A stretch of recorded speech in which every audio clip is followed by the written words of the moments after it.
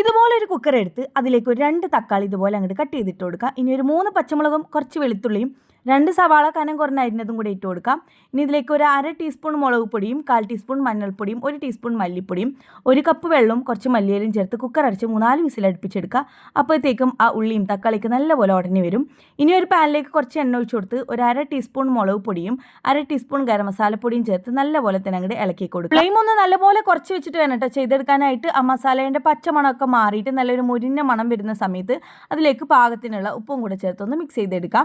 ഇനി ഇതിലേക്ക് ഒരു 3 കോഴിമുട്ട അങ്ങോട്ട് പൊട്ടിച്ചൊഴിച്ച് കൊടുക്കുക.